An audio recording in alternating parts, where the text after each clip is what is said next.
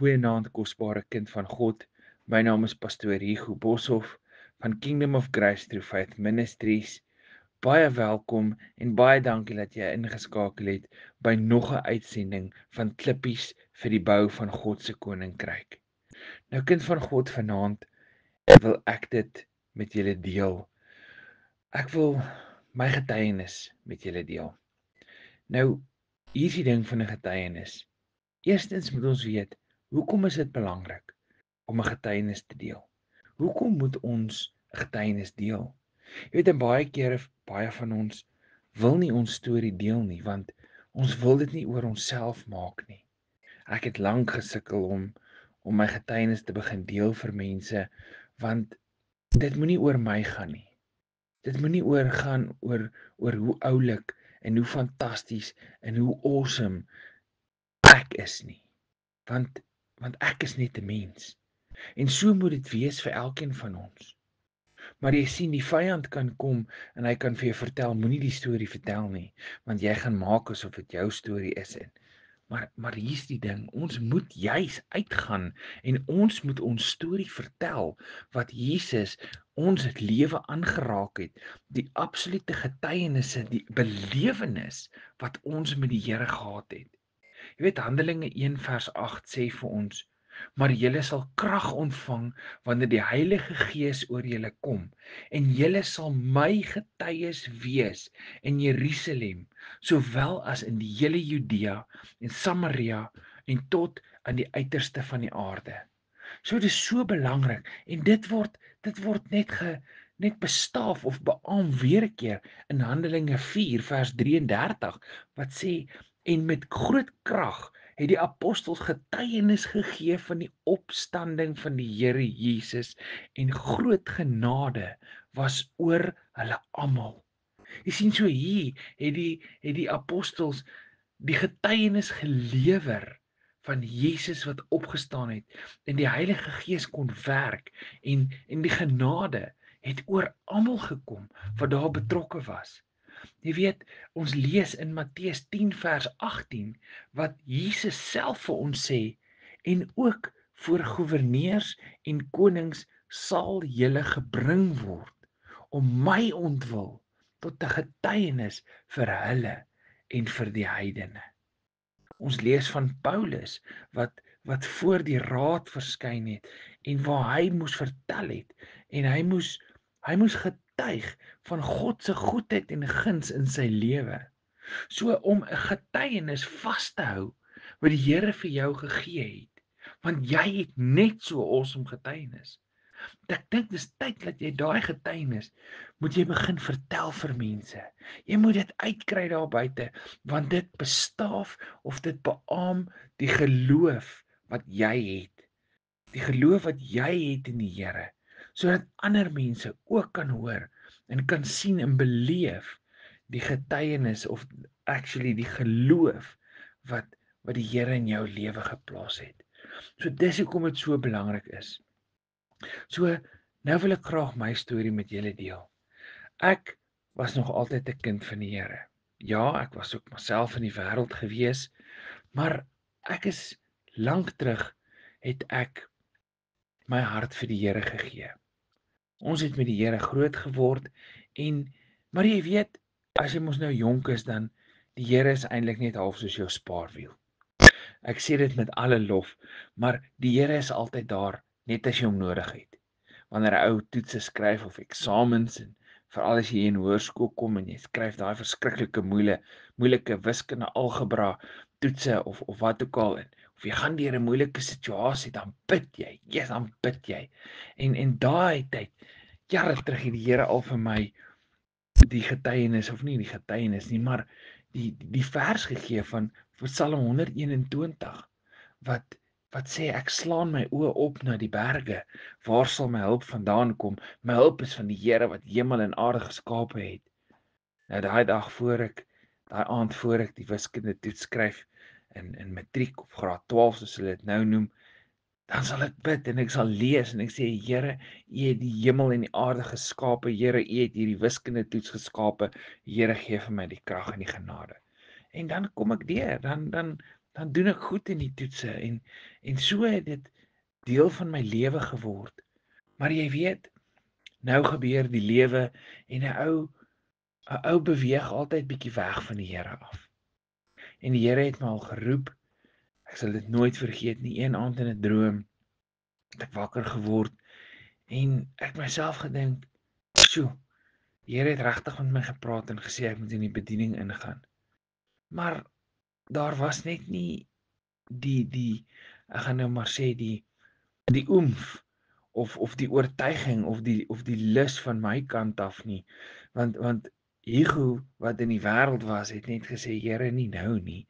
Ek sal eendag baie graag vir u wil preek en vir u wil woord verkondig en u evangelis wees, maar Here, ek wil nou nog bietjie, want jy sien ek het gedink as jy vir die Here werk, dan werk jy vir die Here alleen en dan mis mens uit. Dan mis mense uit op die dinge van die wêreld. En ja, en so het ek aangegaan en toe gebeur dit weer 'n paar jare later, maar ek het nog altyd met die Here gesels en jy weet nog altyd die Here was 'n vriend vir my, maar ek het partykeer, ek moet bieg, ek het partykeer baie keer my beste vriend afgeskeep. En ek het gerepent vandag waar ek hier sit voor julle vanaand, maar ek het regtig waar in die begin het ek net gedink, ag die Here is soos 'n vriend, jy kan hom enige tyd WhatsApp of wel daai tyd was dit mos nou maar. Ek dink Mixit was in nie of SMS was in die orde van die dag en hy gaan altyd antwoord. En wat verkeerd was van my natuurlik, maar nietemin so gaan dit aan en ek ontmoet my vrou, ons is al van matriek af saam, my pragtige awesome vrou en so gaan ons aan en die Here is deel van ons lewe want tog is ons getroud in 'n kerk en ek het verstaan dit voor die Here en getuienis is wat ek aflê dat my vrou is en dis 'n ernstige saak. En so het die Here stadig aan weer deel begin word van ons lewens. En my dogter is gebore en toe sy gedoop is, toe raak dit net vir my nog ernstiger wat ek besef het, maar ons dis 'n belofte weer eens wat ons aflê voor God en ons het haar opgedra aan die Here voor God en voor getuienis in die kerk. En ja, so die Here altyd nog meer deel geword.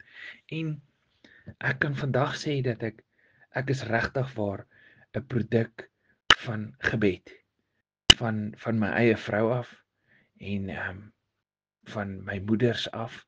Ek sê my moeders want dis my eie ma sowel as my skoonma het baie vir my gebid en natuurlik baie ander mense wat ek salig van onbewus is. Maar dis wat ek wil net daar inlas dat as jy 'n moeder is of 'n skoonmoeder, maak nou nie saak nie. Jy moet aanhou bid. Jy moet regtig waar aanhou bid.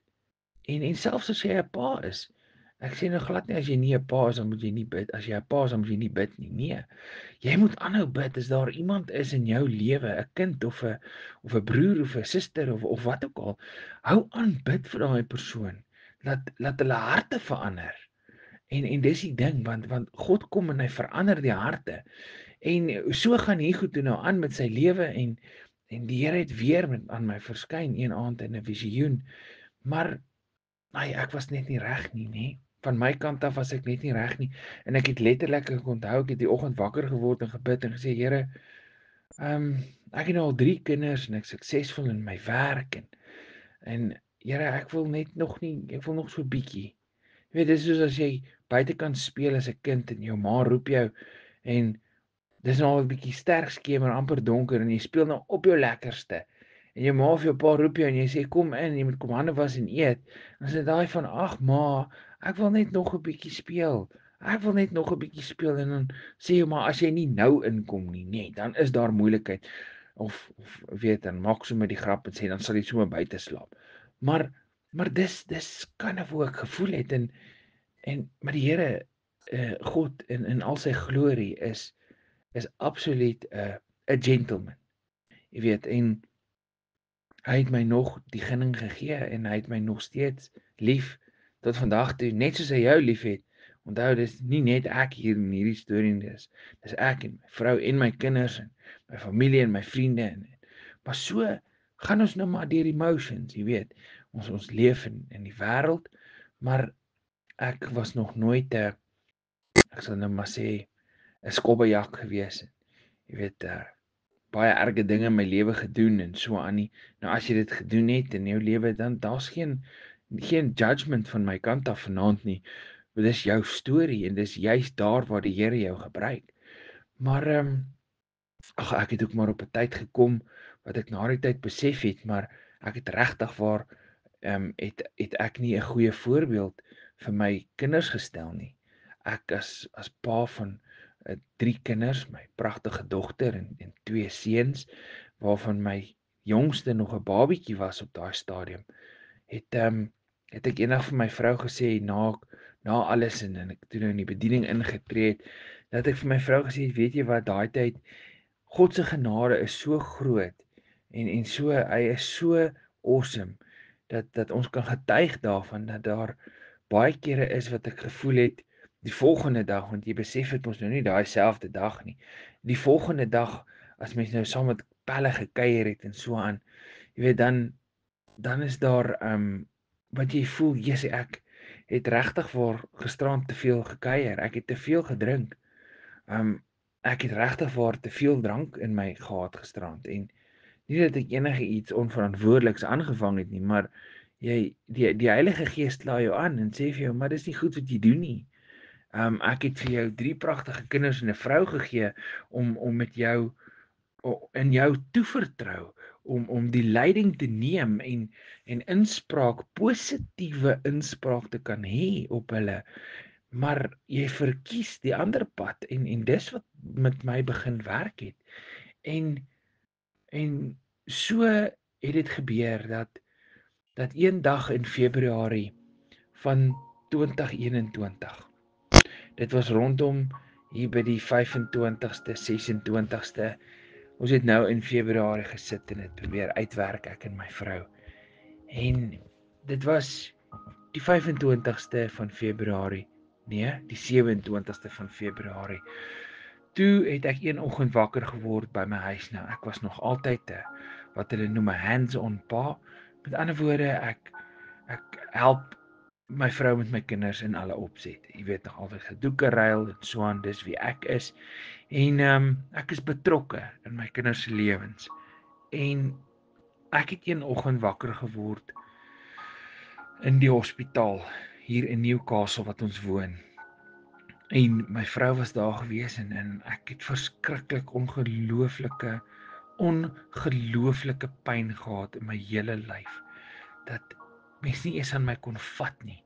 En ek het wel gesê ek het so seer, ek weet nie wat aangaan nie. Sy sê wel, sy weet ook nie, dis hoekom ek hier is. En ek het vir haar gevra wat het gebeur. Sy sê toe vir my, ek het die oggend opgestaan en ouer gewoonte begin regmaak en die kinders begin help regkry vir skool en so aan, want jy sien ek gaan laai hulle af. En ek het net daartoe gekom in die kamer en ek het vir haar gesê ek voel nie lekker nie en ek het langs op die bed gaan lê. En sy kon my nie wakker kry nie en in haar haas het sy toe nou die kinders aangetrek en die kinders was nie eers skool toe nie want die noodsaak was dat ek nou by die hospitaal moes uitkom en sy het my toe nou in die kar ingekry. Tot vandag toe weet ek nie hoe nie. En daar het ek by die hospitaal uitgekom en die dokter het na my kom kyk en ek weet my linkerarm was dood en ek het verskriklike borspyn gehad.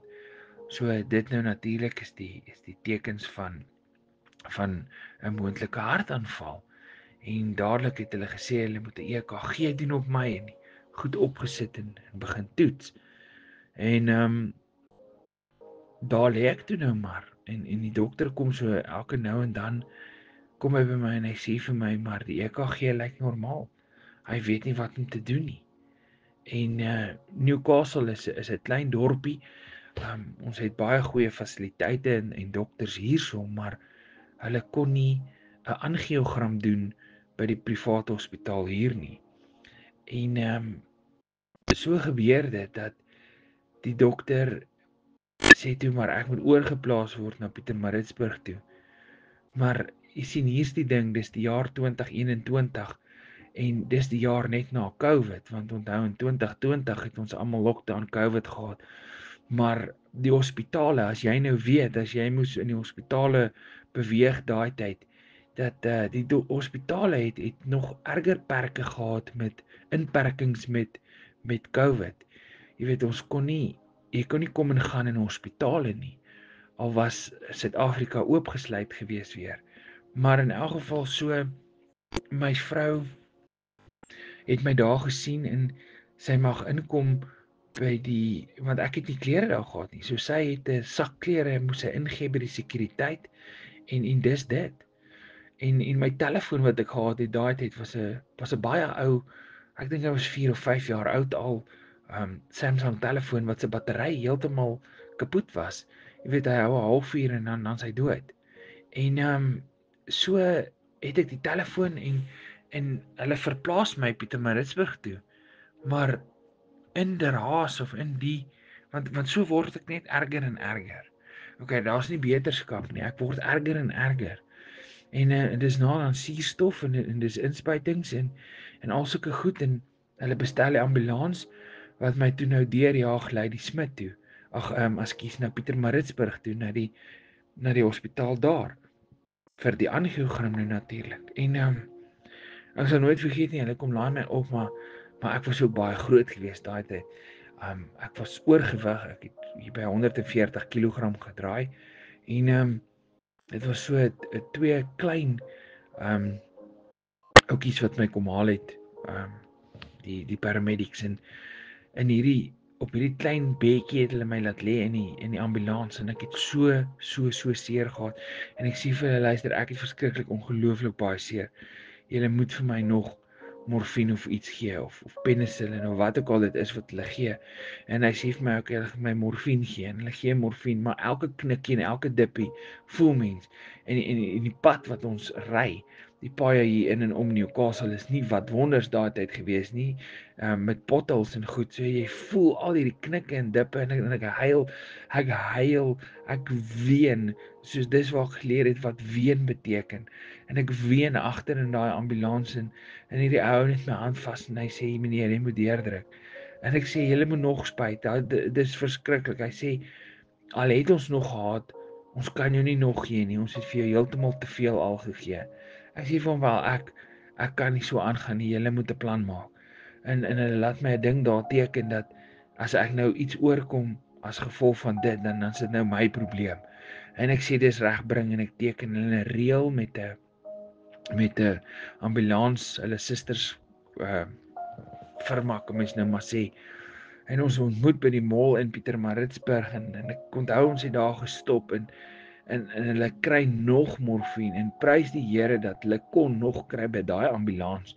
Want toe ons by die hospitaal kom, is dis 'n hoë risk area. En ek tot vandag toe nog dink dat die hospitaal in Newcastle het nooit daai hospitaal laat weet ek is op pad nie. En daar lê ek buitekant in die hospitaal in die ambulans lê ek 3 ure lank daar. 3 ure. En daar's net nie plek nie. Want elke nou en dan kom die staf daar aan en die suster sê we're making space for you. We're waiting for space.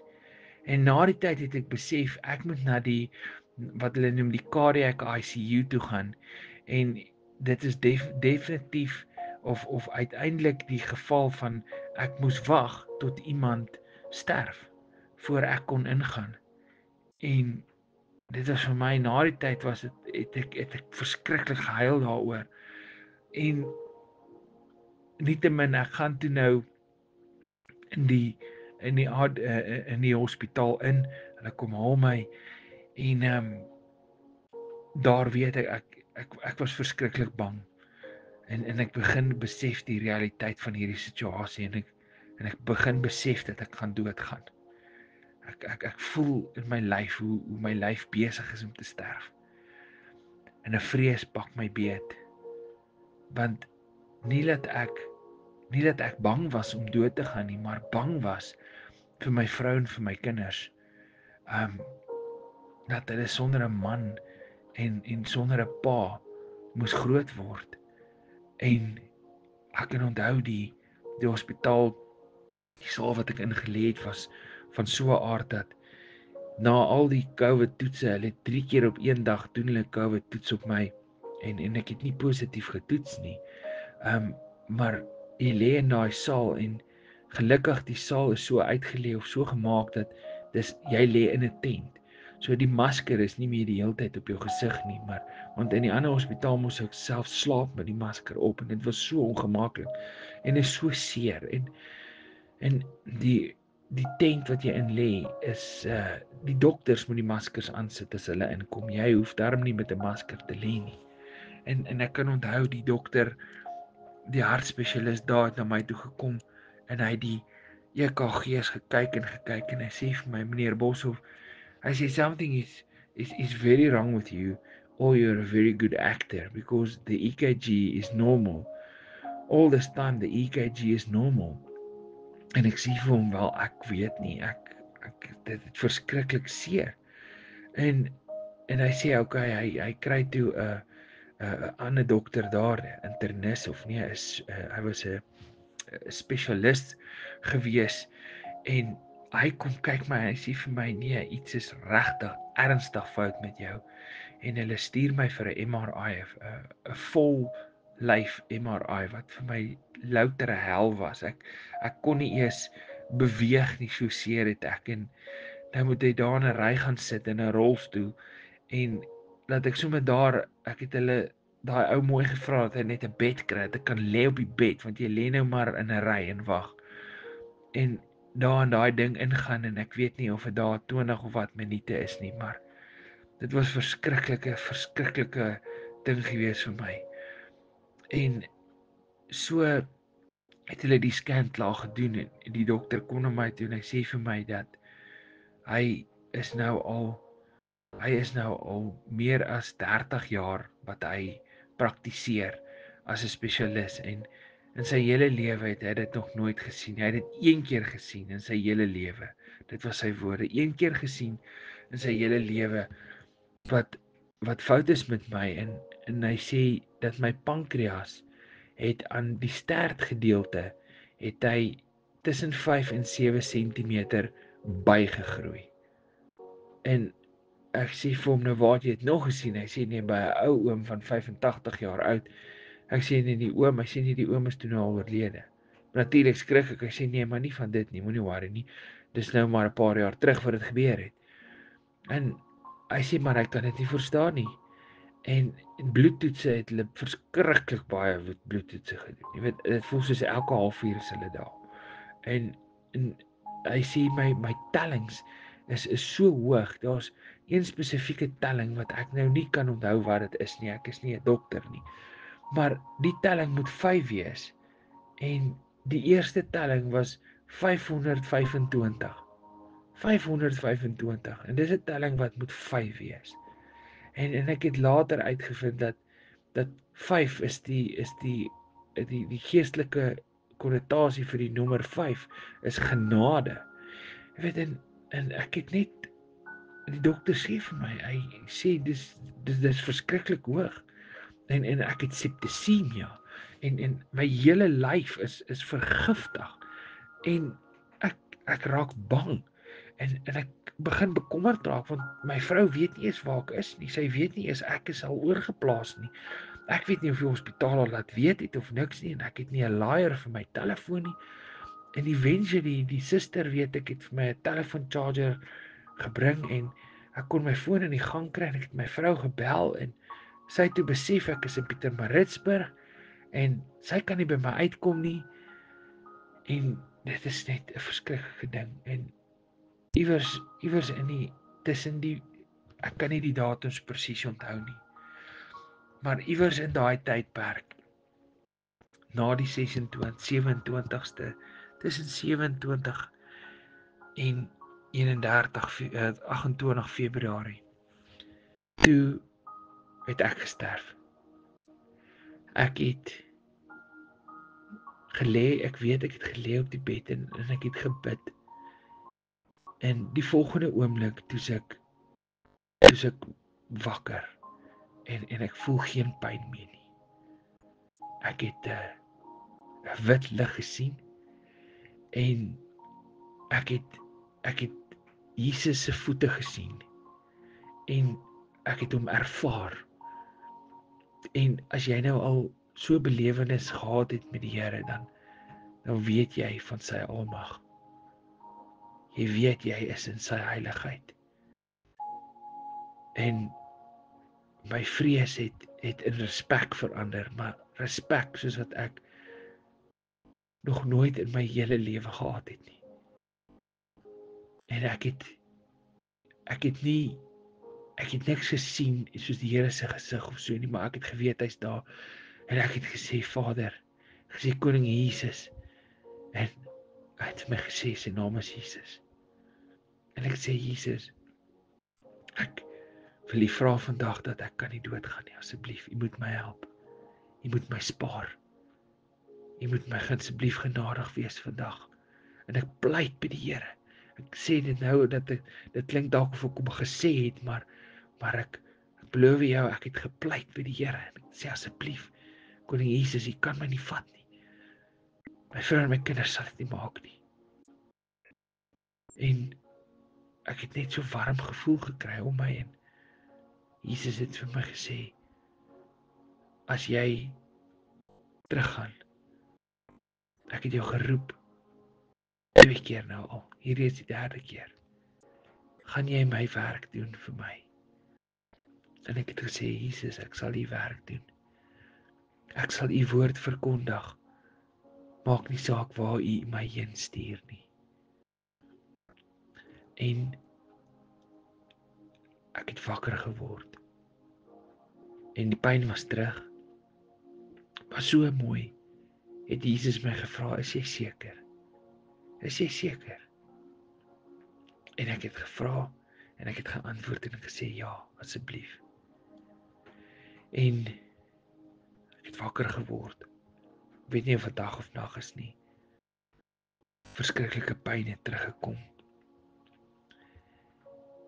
Maar ek voel anders. Ek sien anders. Ek sien die dokter by my en ek sien om sy nek hang 'n kruisie met Jesus aan. Die kop is kruistie. En dit sê vir my dadelik, wys dit vir my en die Heilige Gees begin met my gesels en hy sê vir my, hy's Rooms-Katoliek, hy glo nie in Jesus nie. Hy weet van Jesus, maar hy moet deur Moeder Maria bid om daar uit te kom. Wat ek weet is nie reg nie, want Jesus sê vir ons in sy woord, slegs deur my gaan jy na die Vader kan gaan.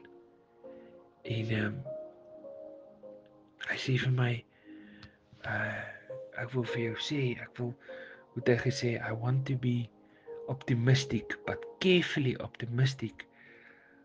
Hy sê, toe het hulle al reeds iewers weer kom bloedtoetse doen, ek het nou maar vergeet of ophou tel hoeveel keer kom die bloedtoetsmense daaraan. En hy sê vir my, die bloedtoets het teruggekom en jou telling het afgekom van 525 af na 475 toe. So, ons gaan vir jou sterker antibiotika gee, want ek het vir hom gevra, kan hulle nie die pankreas sny nie, en sê vir my, nee, kan jy pankreas sny nie, jy gaan vir die res van jou lewe insulien afhanklik wees, maar ek voel beter, ek voel regtig waar beter, en ek begin oplet om my, en ek sien maar, in die bed langs my, ek kyk in die tent in langs my, en daar lê 'n vrou wat onderste bo hang met die suurstofmasker op haar, en ek het net gevoel, ek moet vir haar bid, en ek bid, en ek sê, Here, help daai vrou, help haar asseblief. Dit is vir my, dit lyk soos iets uit 'n horror movie uit, en ek begin sien hoe mense in silwer sakke daar uitgevat word, wat mense sterf, en ek begin net bid, en as daar 'n nurse by my kom, dan bid ek vir haar, en ek voel net, ek moet vir die hele wêreld bid, want hulle weet nie dat die Here naby is nie, En ek het hierdie angs in my wat begin wakker word het, en ek begin bid vir elke persoon wat ek mee praat. En ek begin beter en beter voel, en die volgende dag, of iewers later of so, kom die dokter met my terug en hy sê, maar hierdie antibiotika wat ons jou op het, hierdie sterk antibiotika is fantasties, want jou tellings is nou af hier na 225 toe, daar rond.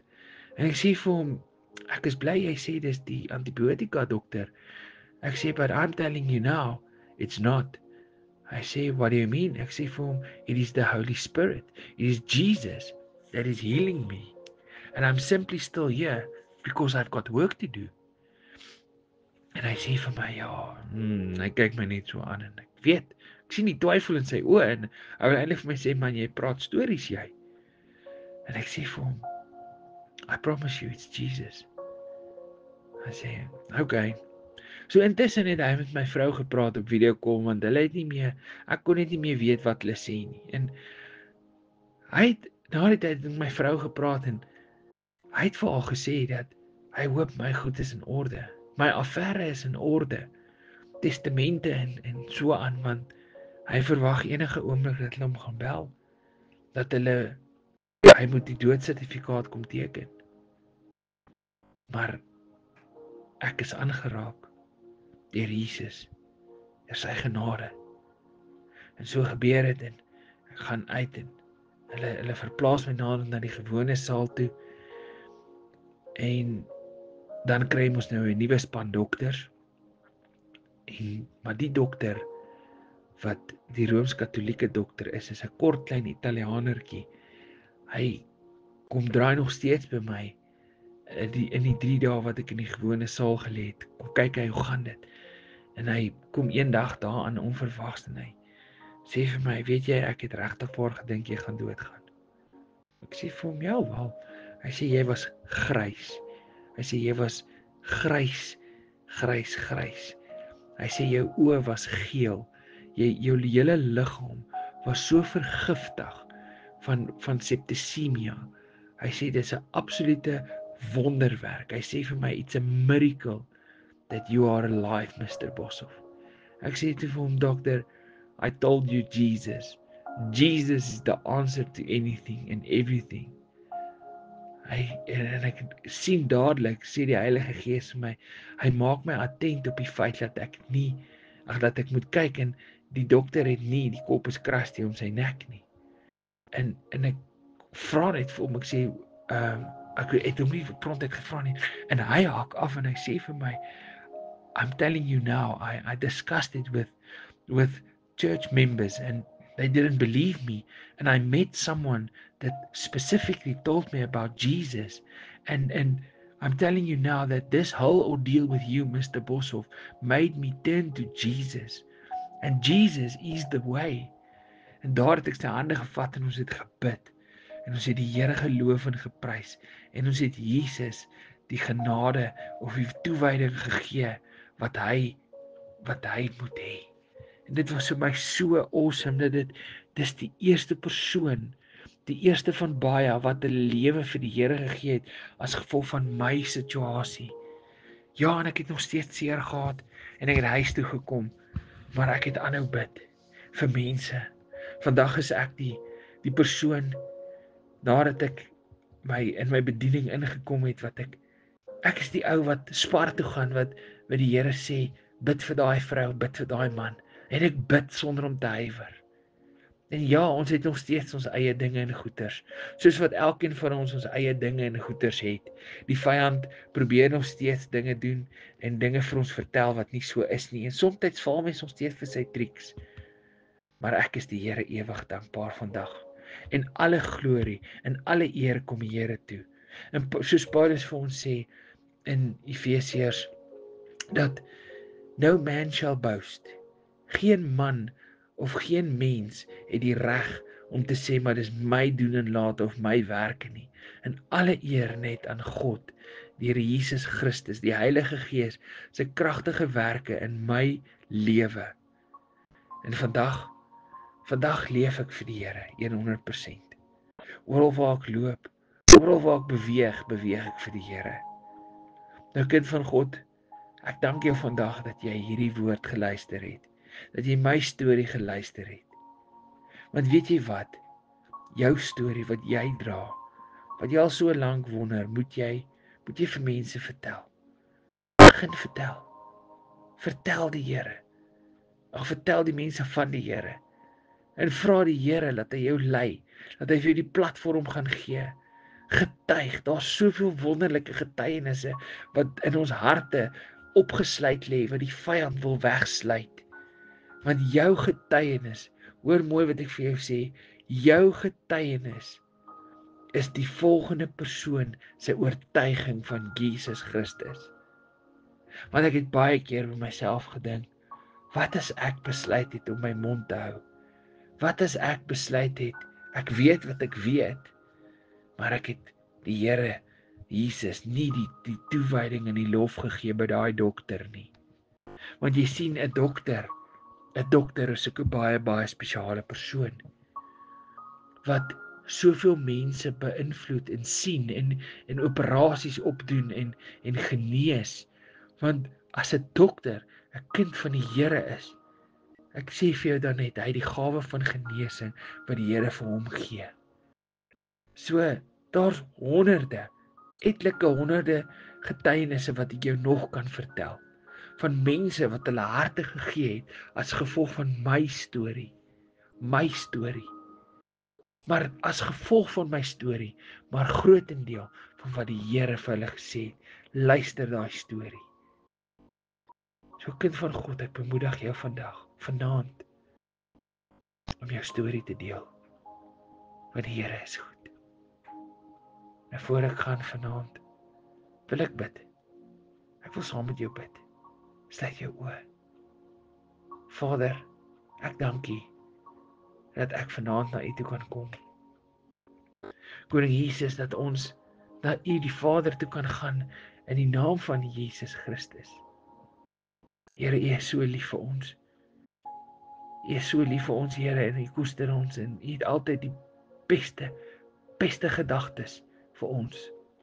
U sê vir ons in U woord dat die gedagtes wat U vir ons koester is bekend. En dis gedagtes van voorspoed en nie teëspoed nie. Ek vra U vanaand, Here, dat elkeen wat hierdie boodskap luister, dat hy of sy hulle getuienis sal deel. Geef vir hulle die platform.